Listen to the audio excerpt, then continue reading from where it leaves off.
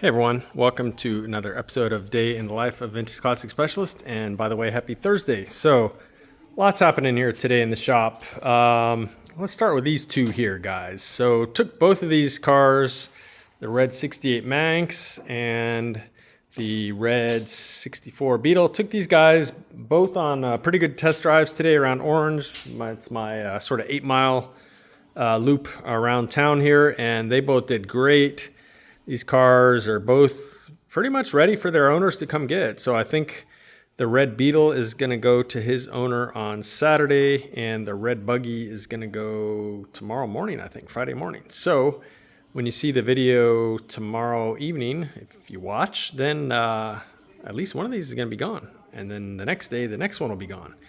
And we've got a project already coming in to take this one's place. So we'll show you that.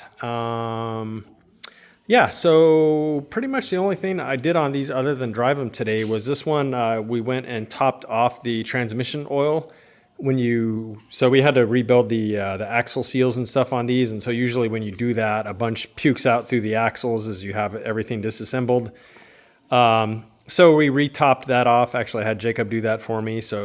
And I don't even know if it had enough in it when the car came in. Yeah, we didn't build this car, so who knows. But yeah, so that's all topped off. I think that was the only thing we did on this one other than the driving that I did.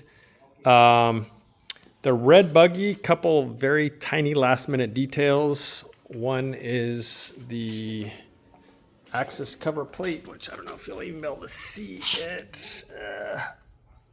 Yeah, there it is. You see that plate right there?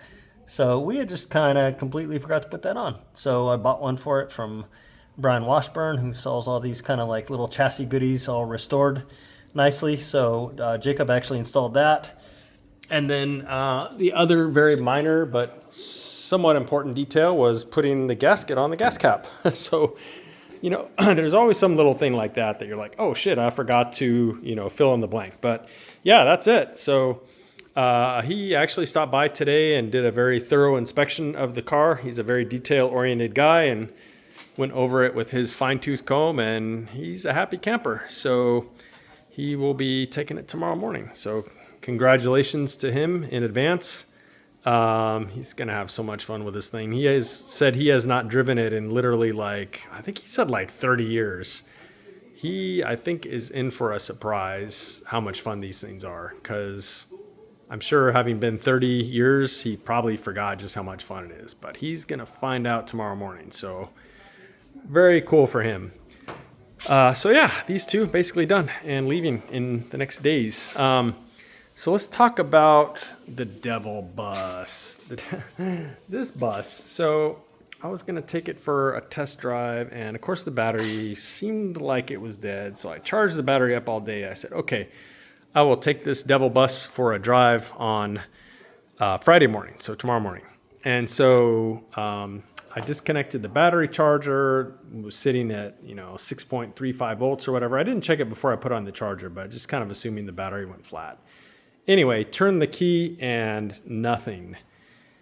And so yeah, it seems to be the starter. So according to Rafa, these 6-volt starters that are available now, new, he just has terrible luck with them, and that's what's in here. So he is recommending against just throwing another new 6-volt starter in there. He is recommending that we find a screw terminal original starter, and a good working one, and put it in there.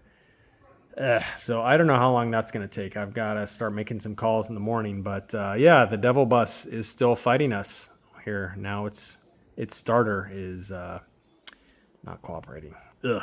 So there you go. The Devil bus is still being the Devil bus. It's what it does. And it's very good at it, being evil and haunting me for eternity. Yeah, so anyway, so on to this one. So did manage to work on this Butte a little bit today.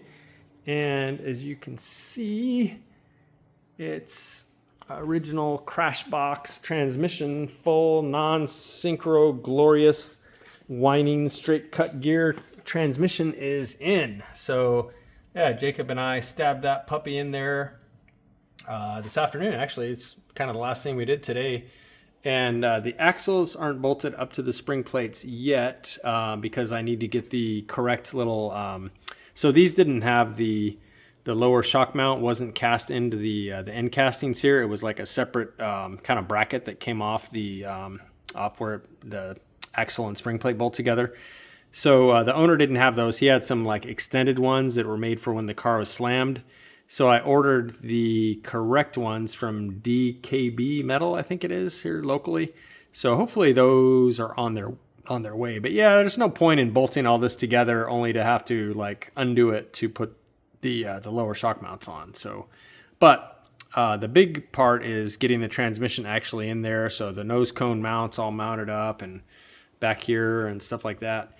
I think I mentioned yesterday that I had taken and got fingerprints all over him at the moment. But yeah, I cleaned up and repainted his spring plate covers and spring plates because they were just kind of gross. And went ahead and reinstalled those. And yeah, and then at that point we stabbed in the transmission. So that's kind of cool. So yeah, starting to come back together to glorious stockness.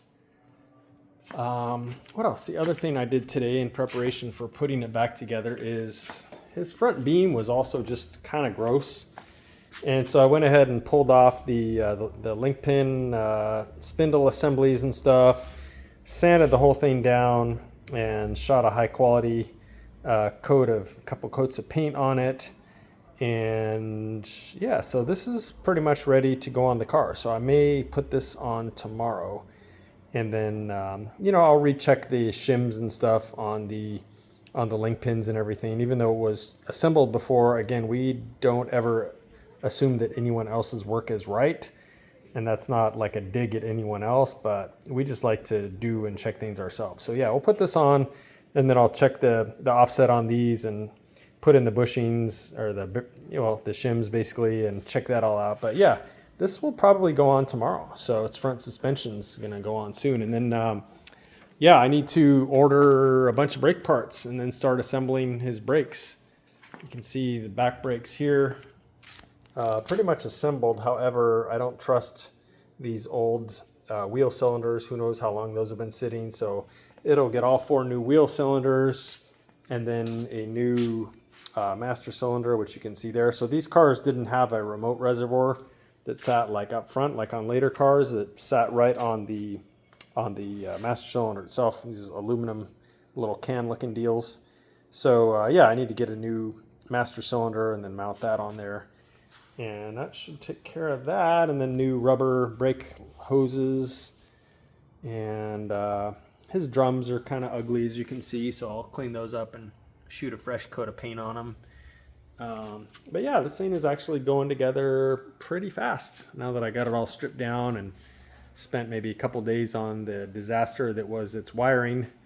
So yeah, moving right along here with the going back to stock 52 ragtop, glorious 25 horsepower of non-synchro driving pleasure. So I think that is actually it for today, guys. Kind of a short episode. I whipped through those things pretty quick. Worked on a bunch of cars today and drove some cars around and took care of some last little dangling details on a couple cars that are ready to go. Got some done on this pup, and that seems to be it for today. So this one, I hunt down a starter for, I guess I'll try and find an original one, and this bus is killing me. Anyway, so thank you guys for watching, and we will see you again tomorrow. Bye.